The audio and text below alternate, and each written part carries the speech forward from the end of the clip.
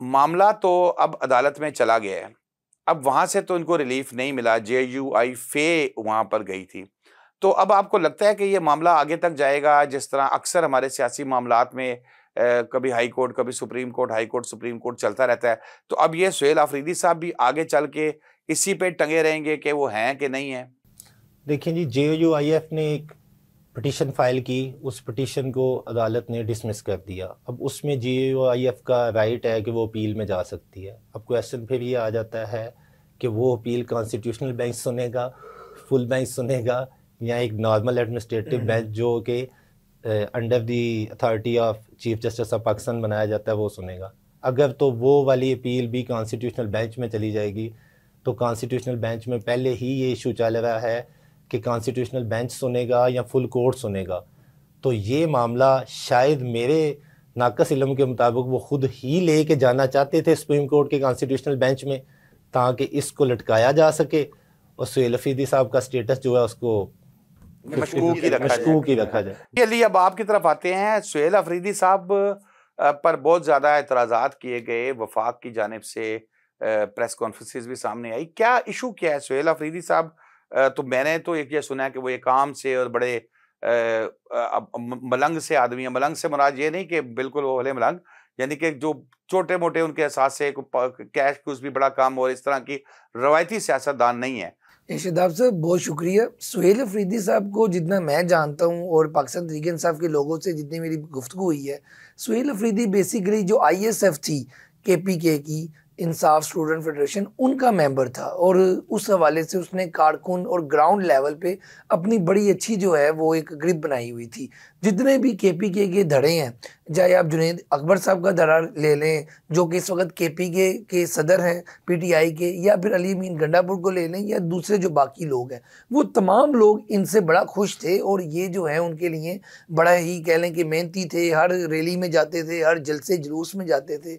उसके बाद जब जो बुशरा बीबी साहिबा हैं जो कि खान साहब की वाइफ है, वो जब KPK में आके ठहरी हैं और वो लॉन्ग मार्च भी आपको याद है हुआ होगा 26 नवंबर को, तो उन दिनों में ये बुशरा बीबी के भी काफ़ी क्लोज थे। उसके बाद जब खान साहब की बहनें वहाँ पेशियों पे जाती रही हैं या फिर अडयाला जेल के बाहर जाती रही हैं पिछले 2 साल से, तो मेरा ख्याल है कि हर मंगल को ये जो सुहेल अफरीदी साहब है ये भी वहाँ पर पहुँचे होते थे एज अ कारकुन की सूरत में। कोई इनका उस वक्त ज़हन नहीं था कि CM बनना है या कोई ओहदा भी मिलना है कि नहीं मिलना। लेकिन अली अमीन जो गंडापुर की कैबिनेट थी उसमें ये सीनियर वजीर थे। एक दो सवाल ये है कि जो वफाकी हुकूमत ने इन पे इल्ज़ाम लगाए कि इनका ताल्लुक किसी दहशतगर्द लोगों से है, तो उनको जब क्यों नहीं याद आया जब ये सीनियर वजीर थे अली अमीन की कैबिनेट में और अपना काम कर रहे थे, तो उसी वक्त याद आ जाना चाहिए। ये तो बहुत गलत है कि एक दहशतगर्द जैसा बंदा जो है वो KPK की गवर्नमेंट में काम कर रहा है और वो भी पाकिस्तान का हिस्सा ही है। तो ये इस वक्त जो तहरीके इंसाफ की, अभी मैं नीचे बैठे हुए हम बातचीत कर रहे थे राजा साहब के साथ,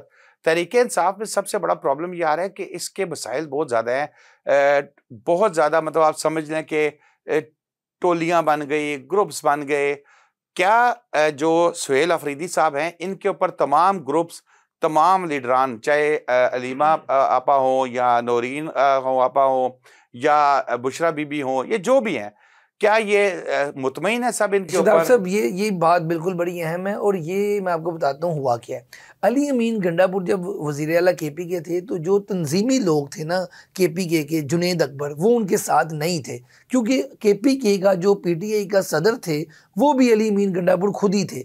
तो जब खान साहब ने उनको वज़ीर आला KPK बनाया तो फिर जो तंजीमी सदर थे उनसे उनको हटा दिया और वो जुनैद अकबर साहब को लगा दिया।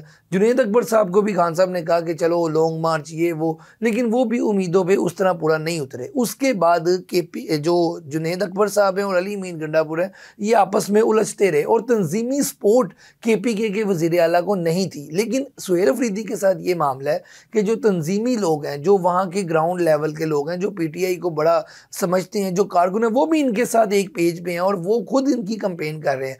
जब वफाकी हुकूमत ने इल्ज़ाम लगाए इनके ऊपर तो इन्होंने जवाब बाद में दिया। जो KPK के लोग लोग थे, जुनैद अकबर जैसे लोग थे और वहाँ के जो KPK के PTI के लोग थे, उन्होंने डिफेंड किया, उन्होंने मुहिम चलाई, क्योंकि ये ग्राउंड लेवल का बंदा था और इसने बहुत काम किया। आप यकीन करें कि अडियाला जेल के बाहर की फुटेजेस अभी भी पड़ी हैं कि पुलिस जो है वो उठाकर फेंक रही थी इनको और ये आगे आगे हो रहे थे, इनको खुद भी नहीं पता था कि इनको KPK का वजीर आला जो है बना दिया जाएगा। और अली मीन गंडापुर ने अपने पाँवों पे खुद कुल्हाड़ी मारी। वो 90 दिन में, हाँ 90 दिन वाली बात कर दी। फिर उसके बाद आखिरी मुलाकात में अली मीन गंडापुर ने कोई ऐसी बातें की खान साहब से जिनको खान साहब को पता लग गया कि अब ये जो है ना मेरे काम का नहीं रहा, तो उन्होंने फिर सुहेल अफरीदी को मुंतखब कर दिया। और सुहेल अफरीदी अभी भी जब उसने हलफ उठाया है, अब PTI के लोगों का इसमें बड़ा खुश हो रहे हैं वो, कि सबसे पहले उसने बुलाया ही वहाँ पे IG पंजाब को है और उसने कहा KPK को है, और कहा है कि सनम जावेद किस तरह वहाँ से गिरफ्तार हुई है। तो उसने रिपोर्ट भी मांगी है,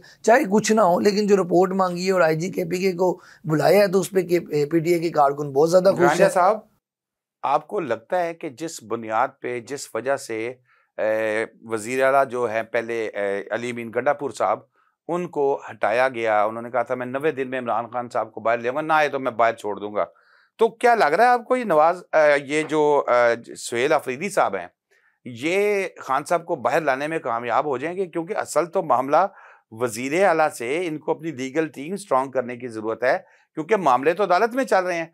बाहर आने की खान साहब का सिर्फ एक ही रास्ता है, वो आप एज अ कानूनदान ज्यादा बेहतर जानते हैं मुझसे कि एक ही रास्ता है जेल से बाहर आने का, और वो रास्ता अदलिया के उस रास्ते से गुजरता है।